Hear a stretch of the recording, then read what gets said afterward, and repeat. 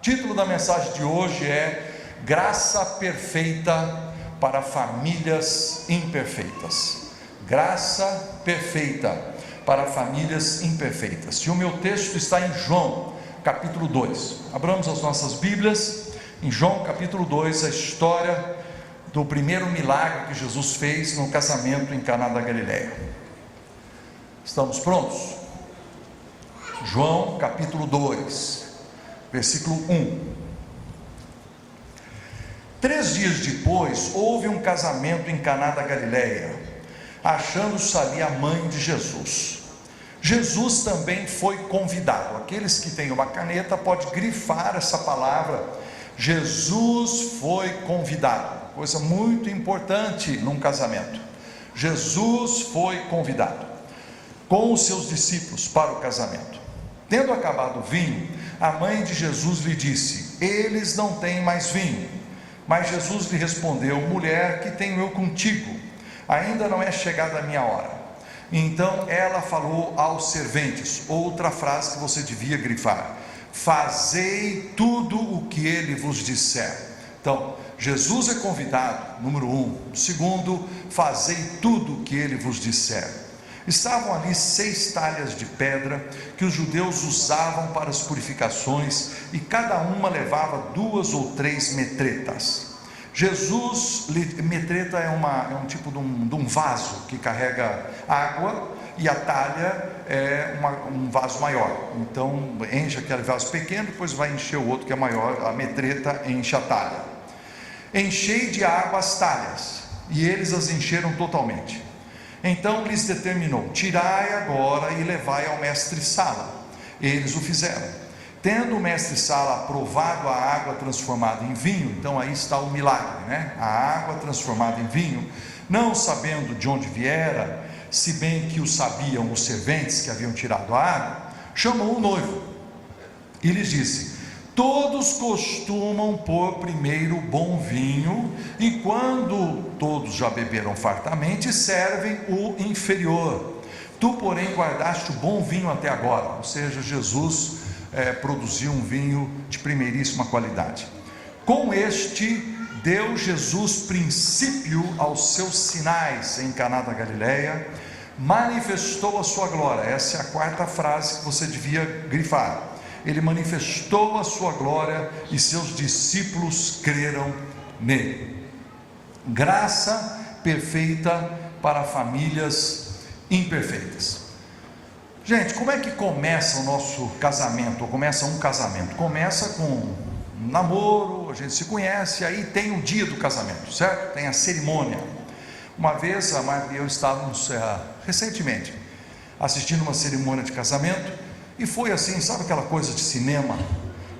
Numa grama, todas aquelas cadeirinhas brancas, um negócio branquinho de altar lá na frente, e um dia de sol, graças a Deus não choveu, e nós estamos todos lá felizes, e o noivo, muito crente, fez um estudo bíblico sobre o que ele devia prometer para a noiva, memorizou todos os versículos, escreveu o negócio, e quando ele chegou na hora dele falar para ela, assim, do seu coração, ele foi prometendo, era uma lista enorme sobre amor, sobre sacrifício, sobre coisa, e nós estávamos assim admirados, espantados, né, com a sua memória e com a sua dedicação, com o seu amor pela noiva, até que um sujeito atrás de mim bateu no meu ombro e falou assim: acho que ele está prometendo demais. A verdade é que nós, quando começamos nosso casamento, a gente está a fim de prometer tudo que a gente deseja, na verdade. Mas existe uma grande diferença entre a cerimônia de casamento e o casamento, a vida de casamento. Em inglês é mais fácil, porque eles chamam a cerimônia de wedding e o outro eles chamam de marriage. Então fica fácil, mas para nós é tudo casamento, fica difícil, né? Então eu estou dizendo assim: existe o dia do casamento, existe a vida de casamento, tá certo? E na verdade o que a gente descobre é que nós estamos todos os dias ou casando, no sentido de casar, encaixar, ou todos os dias nós estamos divorciando. Ou a gente briga, ou a gente encaixa, ou a gente separa, todo dia, porque a gente não tem sangue de barata, a gente fala a verdade, a gente discute, todo dia nós estamos nesse. Agora, existe o dia que isso começou. Quando a gente só tem divórcio e discussão, tem o dia que a gente assina o papel de divórcio. Deus nos livre disso, mas isso acontece. Então, você tem um dia aqui, um dia lá, mas a nossa vida de casado é uma vida em que nós estamos casando e divorciando todos os dias, e nós temos essa vida, queridas, cheia de quê? De sofrimento, de discussão, de lutas, de imperfeições, de doenças. Nós temos filhos desobedientes, netos com os quais não nos preocupamos, e tudo isso nos faz com que a gente tenha famílias imperfeitas. Todas as famílias são imperfeitas. Mas essa é a afirmação de hoje. Deus não está de férias. Deus tem um grande guarda-chuva da sua graça, e a graça perfeita de Deus está sobre a nossa família imperfeita. Deus valoriza o seu plano original de ter um homem, uma mulher, seus filhos, e ele de edificar a família. E Deus está misteriosamente trabalhando pela sua família, ajudando a sua família, mesmo quando você não percebe, porque esse grande guarda-chuva da graça de Deus está sobre todas as famílias da terra. Jesus, com a sua graça perfeita, trabalha pela sua família imperfeita.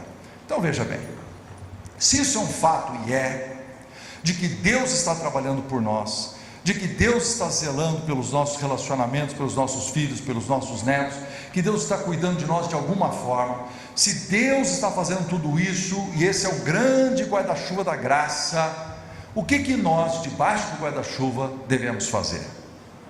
Eu quero propor 4 ações que nós devemos fazer para ter mais dessa graça perfeita sobre a nossa família imperfeita. Em primeiro lugar, convide a presença de Jesus. Convide a presença de Jesus na sua família. É o primeiro texto. Jesus também foi convidado. Diz o versículo 2. Todas as nossas casas, queridos, todas as nossas famílias têm problemas. Vocês conhecem a parábola de Mateus 7, das 2 casas, uma foi construída sobre a rocha e outra foi construída sobre a areia. Nós conhecemos, nós cantamos sobre isso, mas tem um detalhe que nós precisamos frisar: a tempestade caiu sobre as 2 casas. Só uma não caiu, porque estava na rocha, mas a tempestade, ela chegou sobre as 2 casas. Filhos se desviam, há discordância sobre dinheiro, existem problemas de herança, existe ingratidão, existem brigas entre pais e filhos e entre cônjuges, existem enfermidades que duram por longos períodos, e essas tempestades, elas caem sobre as 2 famílias, a família construída sobre a areia, a família construída sobre a rocha. O que é que você e eu precisamos? Convidar a presença de Jesus. Jesus precisa ser a rocha da minha família. No caso específico da história, tinha acabado o vinho, Não é um fator muito importante para nós todos os dias, mas numa festa, como era naquele caso, era um fator importante. Faltou uma coisa naquele casamento, mas Jesus estava presente. Como é que é isso na prática? Como é que a gente convida Jesus para estar no nosso casamento? Eu sei que Jesus é uma pessoa invisível. Muitas pessoas acham que convidar Jesus é colocar uma estátua de Jesus em algum lugar, um quadro de Jesus dentro da casa. Nós sabemos que não é assim, porque Jesus é adorado em espírito e em verdade. Mas o que é então? Tem gente que é contra a igreja, acha que a igreja é uma bobagem, que o relacionamento com Deus não precisa da igreja. Realmente, o relacionamento com Deus não precisa dessas 4 paredes aqui, certo? Nós adoramos em qualquer lugar, nós não estamos vidrados num lugar físico, não estamos presos a ele. mas a verdade é que existe uma quantidade mínima de religiosidade que precisa existir em nós, queridos, para nós convidarmos Jesus. Existe a rotina de vir à igreja, vir ao culto, a rotina de vir com a família adorar a Deus. Quem não vem sai perdendo. Se o filho da gente não vem, ele sai perdendo. Se nós temos pessoas que falam assim, não vou, facilmente decidem não ir, estão perdendo. Para convidar Jesus, você precisa sim de uma dose de religião, de estar em algum lugar onde se adora a Deus, porque todos nós, queridos, temos a tendência a nos desviar, e nós precisamos dessa alavanca da adoração, do louvor, da explicação da palavra de Deus, para nos manter no caminho certo de ter Jesus dentro da nossa família. Nós também precisamos orar, nós precisamos ler a Bíblia, são os exercícios espirituais. Nós precisamos ouvir música no nosso carro, ouvir uma mensagem no nosso carro que fale de Jesus. De vez em quando eu estou lá sentado em casa e eu escuto que a Marta colocou um CD lá na cozinha e que ela está cantando junto. Eu acho isso bacana demais, porque nós estamos, a Bíblia diz, que nós nos enchemos do Espírito com cânticos espirituais. Elas estão cantando, nós estamos convidando Jesus para estar presente na nossa casa. Oração. Eu vou dizer assim, vamos supor que você não é uma pessoa de grandes momentos de oração. Eu não sou, tá certo? Eu não sou uma pessoa que passa 4 horas orando, não sou. Eu sou muito sistemático, sou diferente do Jeremias Pereira, sou diferente dele. Mas gente, se você é como eu, ou seja, ora mais ou menos, não deixe de orar, pelo menos as refeições, pelo menos antes de dormir. Enfia a oração na sua vida de alguma forma, estabiliza de algum jeito, para você poder ler um pedacinho da Bíblia, fazer oração, porque você precisa convidar Jesus para estar presente na sua vida todos os dias, e não somente quando a crise chegar. Desde que nós nos casamos, nós resolvemos colocar na nossa casa quadros com versículos bíblicos. Eles ficavam pendurados lá no quarto das crianças, não é uma boa decoração, tem quadros mais bonitos que outros, mas a decoração às vezes não é tão boa, mas eu acho muito importante. Você tem um filho adolescente, ele está deitado na cama, claro, filho adolescente põe aqueles quadros lá de gente que toca guitarra, os artistas de rock, aquelas coisas aradas todas, mas tem um versículo da Bíblia que fui eu que coloquei. E eu quero que ele, de vez em quando, estiver na crise dele de adolescente, que ele leia o versículo, e que a palavra de Deus, de alguma forma, é um jeito de convidar Jesus para estar presente na minha família.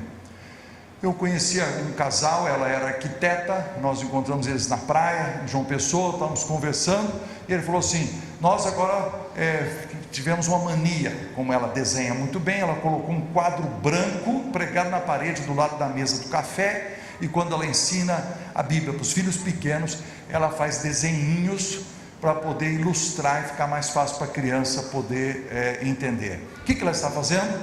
Convide Jesus, ela está convidando Jesus, convidando a presença de Jesus para a casa e para a família deles.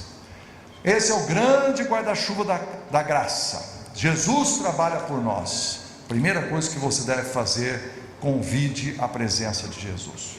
Segundo, siga a palavra de Jesus. O texto diz, fazei tudo o que ele vos disser, versículo 5. Queridos, existem muitos mandamentos de Jesus sobre a família, muita coisa que nós podemos obedecer. Se você obedecer, a graça, um dos meios da graça é a palavra de Deus, é um dos canais da graça, em que essa palavra obedecida vai fazer o bem para a sua família. Você desobedece, é pior. Você não segue, é pior. Você obedece, o guarda-chuva da graça faz com que a graça chegue na sua família. Agora, o que nós devíamos obedecer? Eu podia dar um monte de exemplos, tá certo? Eu descobri ao longo dos anos que só existe um mandamento que resume tudo sobre família. É um só. Você já viu aqueles cursos de família? Diz que o homem tem que liderar e que ele precisa amar a esposa. A esposa tem que se submeter e respeitar como chama, o marido. Os filhos têm que honrar e obedecer os pais. Os pais têm que criar os filhos na disciplina e não produzir a ira, não incentivá-los a ira, né? Então, esses sermões são todos bíblicos, está tudo na Bíblia. Só que existe uma coisa que dá origem a tudo isso, é uma palavra só que você vai descobrir o que é agora. Por favor, abra em Efésios. Efésios capítulo 5, versículo 18. Deixa eu tentar explicar. Todos conhecem o texto. Efésios 5, 18. E não vos embriagueis com vinho no qual há dissolução, mas fazer o quê? O que é para fazer? Enchei-vos do Espírito. Daí para frente tem 4 frases que a gente chama de sentenças subordinadas de gerúndio.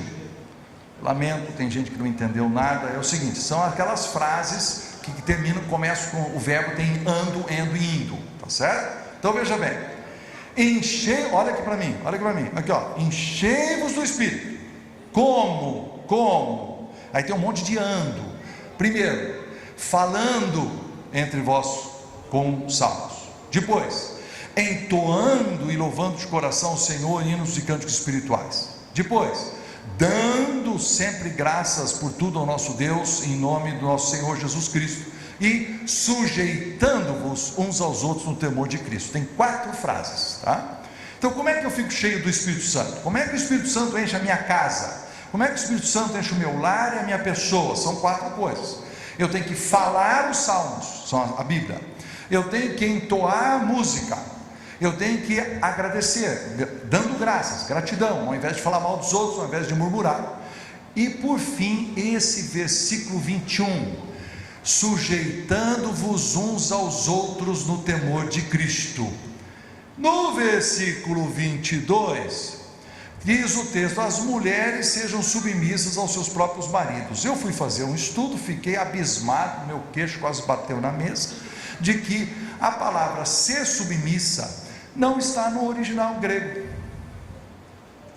As mulheres começaram a ficar felizes nesse momento, tá certo? Veja bem, não está na Bíblia.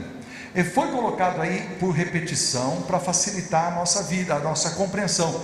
Mas leiam comigo: sujeitai-vos uns aos outros no temor de Cristo, as mulheres aos seus maridos. Deu para entender? O que eu quero dizer é que existe um grande gancho aqui, é que ele deu o título. Daqui para diante eu vou falar de submissão, que nós temos que nos sujeitar uns aos outros.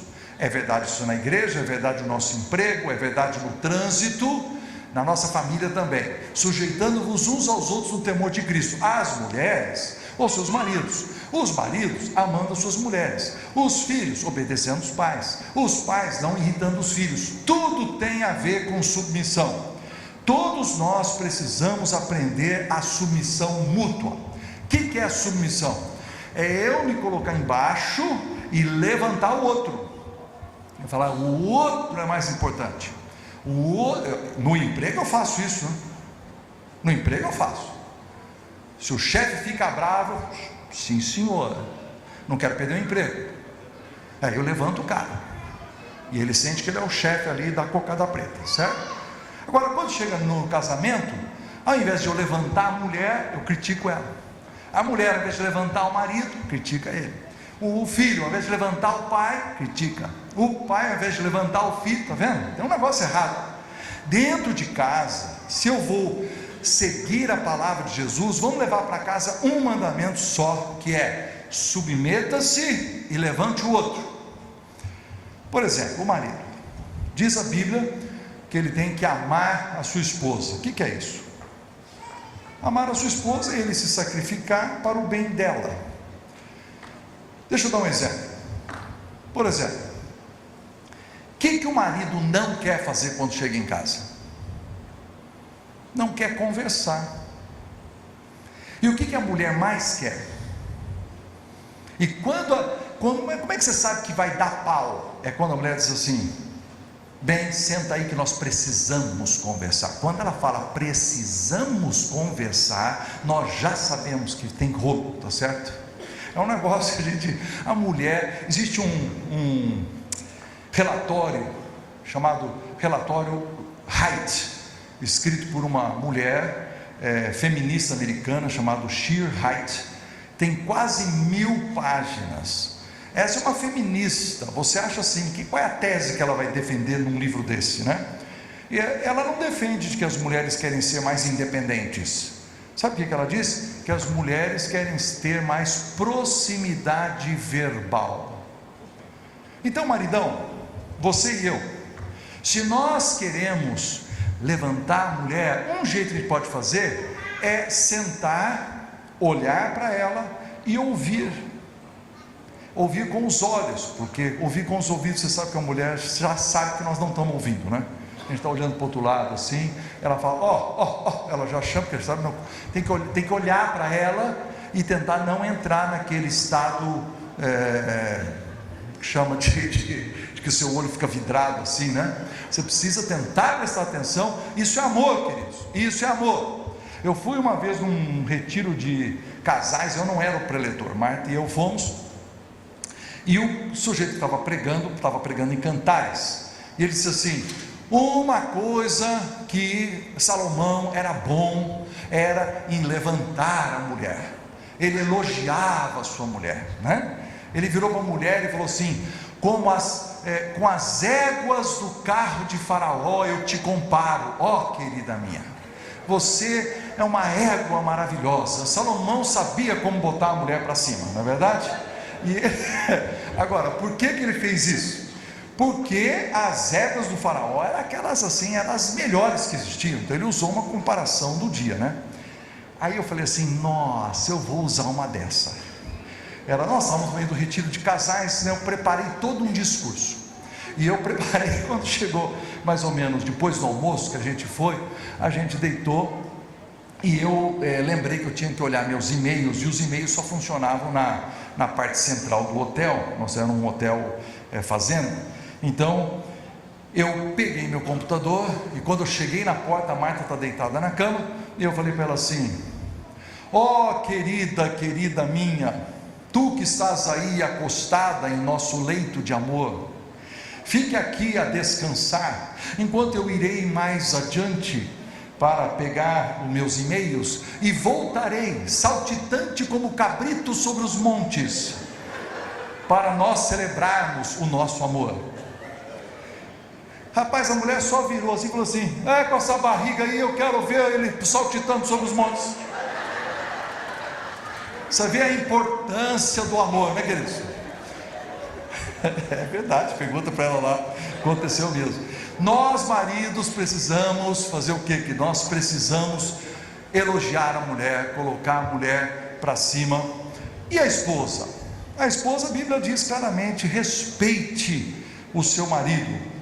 É assim que você convida Jesus para estar presente, é assim que você obedece Jesus. Como é que é esse negócio do respeito? É muito simples, é assim, ó. Deus fez na família uma diretoria. Existe um presidente e uma vice-presidente, e toda reunião de diretoria às vezes não é mansa, às vezes tem uma decisão que dá um bate-boca, porque existem opiniões diferentes. O que a Bíblia está dizendo é que, se a discussão for muito séria, e nós tivermos que chegar numa decisão final, que a decisão seja do presidente. É isso que a Bíblia está dizendo. Não está dizendo que a mulher não pode ter opinião e que ela não deve participar. Está dizendo que existe alguém aonde ali para a discussão, porque precisa tomar a decisão. Eu vou dizer uma coisa, queridas irmãs, eu acho que as irmãs não deviam mais fazer aquela piadinha dizendo que o homem é a cabeça, mas a mulher é o pescoço, esse tipo de... não acho bonito isso aí, porque isso insinua manipulação, e nós não acreditamos em manipulação. Nós acreditamos num casamento transparente, e nós acreditamos que a mulher vai realmente levantar o marido sendo submissa a ele, da mesma forma como o marido vai ser submisso e levantar a mulher com seu amor. Eu acho que mulheres às vezes humilham seus maridos até em público. Tem rodinha de amigos conversando e o marido está cheio de opinião, já viu? O marido está falando assim, a mulher dá aquele passinho para trás e faz assim, ó, né? Ou então aquele silêncio, ela faz assim, ó. Mulher não podia fazer isso aí, não pode, está errado. Você existe para levantar o seu marido da mesma forma como ele existe para levantar você. Eu não tenho tempo para me delongar, para falar sobre filhos, sobre pais, mas você está vendo que eu estou defendendo só um princípio, é o princípio de sujeitando-vos uns aos outros no temor de Cristo. É assim que eu me torno cheio do Espírito.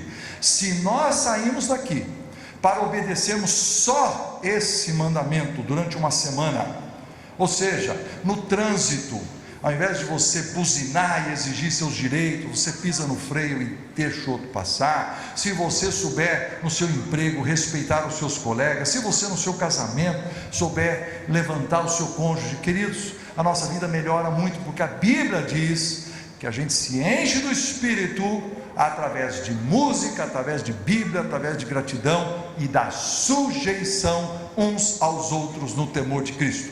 Só essa obediência nos livraria de muitos erros.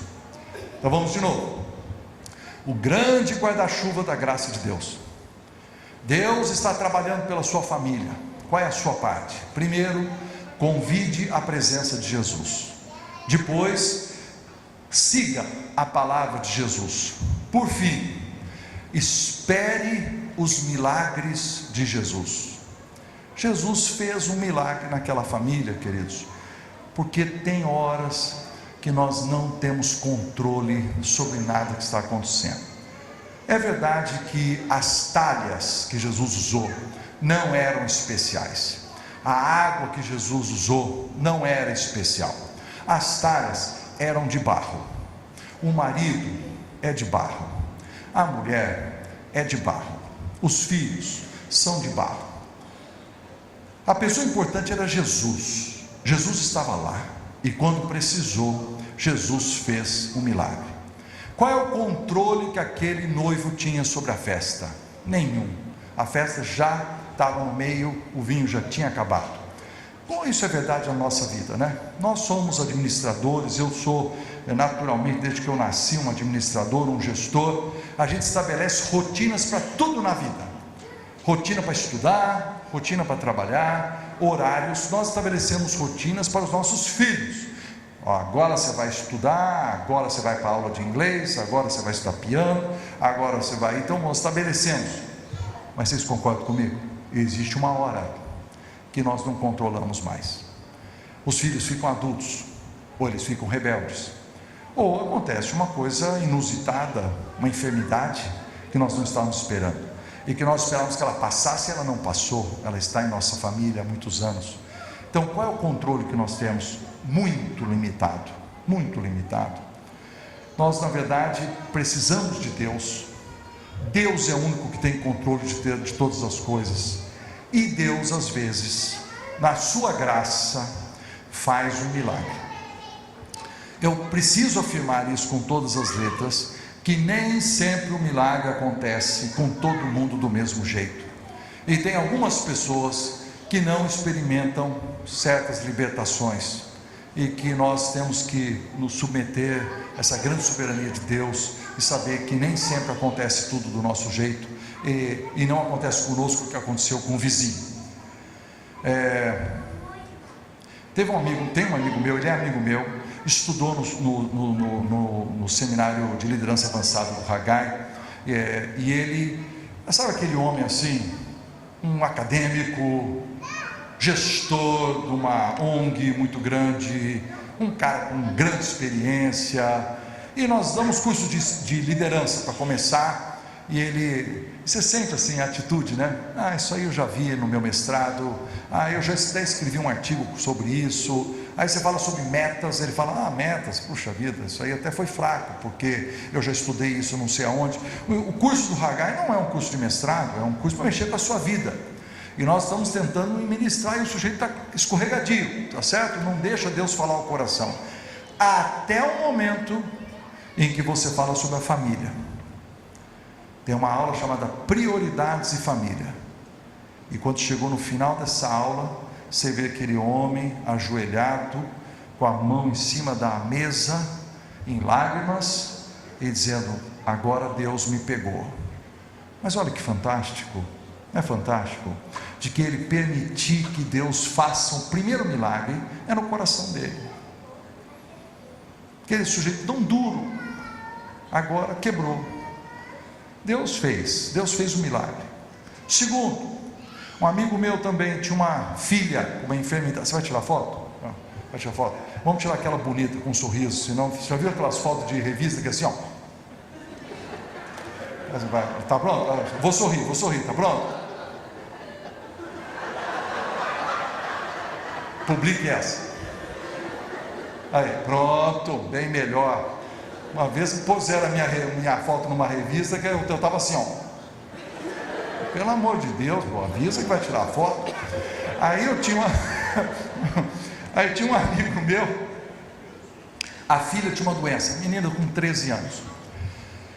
Sabe aquele negócio que você vai no médico, vai no outro, examina, não descobre o que é. E aí esse pai vai ficando desesperado, porque se você sabe o que é, e tem um processo longo de tratamento, é uma coisa, mas se você não sabe o que é um negócio nervoso. Nós não sabemos o que é. Esse meu amigo, jovem ainda, ele devia ter 30 e poucos anos de idade, a menina de 12, 13, levanta de noite, angustiado no seu espírito, vai até o quarto da menina, entra devagarinho, se ajoelha do lado da cama, põe a mão dele na mãozinha dela, e ele faz uma oração. Falou assim: meu Deus, eu não estou aguentando mais. O Senhor nos deu um caminho, descubra o que ela tem, ou então cura ela, faça alguma coisa, Senhor, porque a angústia daquele pai clamando ao Senhor. Em 2 semanas, a menina estava totalmente curada, sem nenhum tratamento médico. Agora, está boa até hoje. Isso é comum? Não é comum. A maioria de nós vai ao médico e nós temos o tratamento. O que eu quero dizer é, mas Jesus, na sua graça, resolveu fazer por aquele pai alguma coisa que talvez ele não fez para mim e para você, mas ele fez o milagre de Jesus.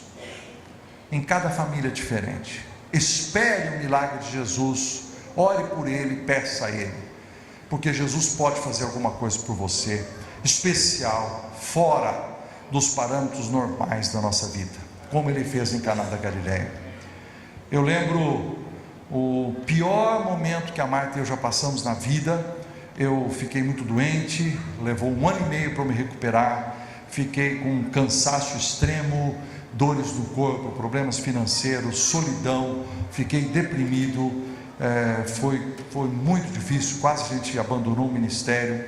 E eu lembro que nessa angústia, uma experiência que eu tive, é uma coisa que não é normal para mim, tá certo? Eu estou no nosso quarto de noite e eu acordei assustado, achando que o quarto está mais escuro do que devia ser. É como se tivesse uma presença horrível naquele ambiente. Eu me sentia sufocado, como se tivesse um tijolo em cima do peito, e claro, eu podia ver nisso sintomas dos meus problemas físicos, mas parecia claramente alguma coisa espiritual e maligna. Então eu, com muita dificuldade, não foi aquela oração de pastor, sabe, ele fala assim, em nome de Jesus, não sei o que, foi aquela angústia, queridos, mal sai da boca. Minha esposa deitada do meu lado, que eu falei, Jesus me ajude, e aquela coisa desapareceu, e você sente que você voltou ao normal. Jesus, queridos, vem ao nosso encontro, espere o milagre de Jesus, está vendo? Ele pode fazer por você. Jesus trabalha com a sua graça perfeita pela família imperfeita. Convide a presença de Jesus, siga a palavra de Jesus, espere o milagre de Jesus e por fim, celebre a glória de Jesus. Diz o texto no versículo 11, que com este sinal, Jesus manifestou a sua glória, e seus discípulos creram nele. A sociedade, meus amigos, está ficando sem modelos, está se deteriorando o conceito de família, e nós estamos precisando de famílias que sejam outdoors da graça de Deus. Então eu falo para você, e eu falo para mim, de que nós devemos celebrar tudo que der certo. Vamos nos alegrar com tudo que dá certo, tudo que dá certo. Por exemplo, eu sei que há um processo, nossa família não é perfeita, não vai ser nunca, eu estou a caminho, certo? Eu sou um peregrino. Agora, eu estou comprometido com Jesus, estou comprometido com a sua palavra, estou tentando levantar meu cônjuge, obedecer meus pais, eu estou indo, aí tem coisa difícil, a gente faz oração, a gente espera o milagre de Jesus, mas alguma coisa deu certo. E quando uma coisa dá certo, nós precisamos levantar a mão para o céu, e nós precisamos pentecostalizar um pouquinho mais, e nós precisamos fazer uma manifestação de celebração, de dizer: Jesus está presente, houve uma conquista. E eu estou dizendo assim, coisas pequenas, seu filho passou na prova, tirou mais do que 9, entendeu? Faz uma comida melhor, dá um presentinho para ele, ou faz um papelzinho, não precisa nem ser chique, um papelzinho, a mamãe está orgulhosa de você, dá um papelzinho debaixo do travesseiro. Nós precisamos celebrar. A sua mulher não queimou o feijão, glória a Jesus, tá certo?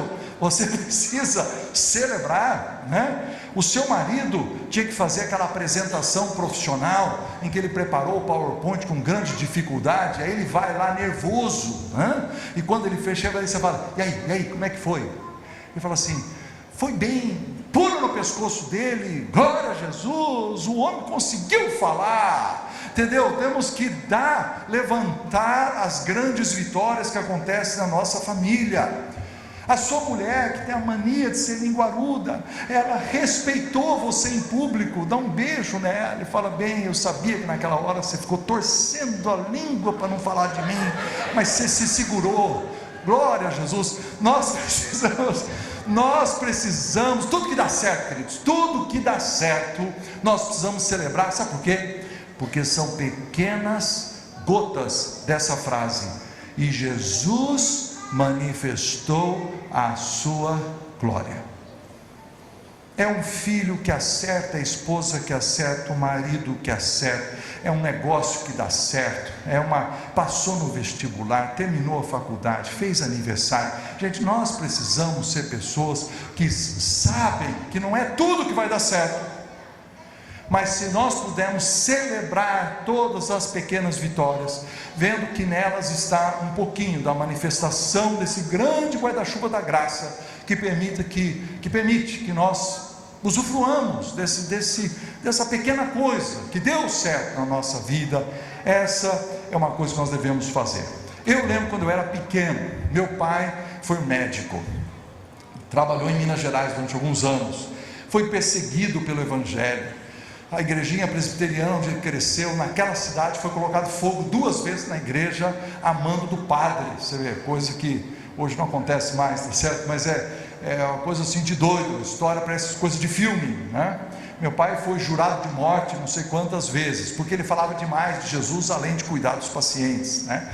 Aí a gente se mudou de lá, e estamos morando na nossa casa, em Casa Branca, onde eu cresci, e um dia a gente recebe a visita de uma moça de uns 30 anos, e essa moça estava conversando com a minha mãe. Eu era moleque, eu estou aqui do lado da minha mãe, olhando para essa moça, e a moça diz assim: Shirley, minha mãe chama Shirley, Shirley, você sabe que eu saí de lá, eu fui morar não sei aonde, e eu tenho uma colega, e aí a minha colega falou assim: não, porque eu também sou crente. Aí eu levei um susto: como assim? Eu não acho que você é crente de jeito nenhum, né? Porque ela era um mau testemunho enorme. E aí ela falou assim: crente mesmo eu conheci só um, Dr. Roberto Bittencourt, lá naquela cidadezinha São João Batista do Glória, nos Cafundó de Minas Gerais. E eu, moleque ali, aquele coração ficou assim: é meu pai. Ela está falando do meu pai. Olha, isso grudou na minha cabeça que eu lembro até hoje. Eu lembro até hoje aquela mulher elogiando meu pai. Elogie você também. Elogie o pai na frente dos filhos, elogie a mãe na frente dos filhos, elogie o avô, conte as histórias, celebre, celebre, celebre. Procure essas pequenas manifestações da glória de Deus, creia no trabalho dele a seu favor. Isso não é otimismo fajuta, não, esse é otimismo da melhor qualidade, é aquele que vem cheio da graça de Deus e de gratidão por aquilo que Deus faz, tá certo? Então, encerramos. É muito simples, a tese nossa é: a graça perfeita pela família imperfeita. O grande guarda-chuva da graça de Deus. Deus não está de férias, Deus trabalha por nós o tempo todo. Qual é a nossa parte? Convide a presença de Jesus. Ore mais, cante mais, coloque os versículos na parede, ouça a música no rádio, cante junto, convide a presença de Jesus, venha à igreja. Depois, siga a palavra de Jesus em primeiro lugar, ou principalmente submissão mútua. Levante o seu marido, levante o seu marido, sua esposa, levante o seu pai, levante sua mãe, levante seus filhos. Submissão e levantar a outra pessoa. 3, às vezes você não está em controle, então espere um milagre de Jesus, que Ele faça alguma coisa especial na sua vida. E por fim, tudo que der certo, celebre a glória de Jesus. Que Deus os abençoe, queridos. Amém.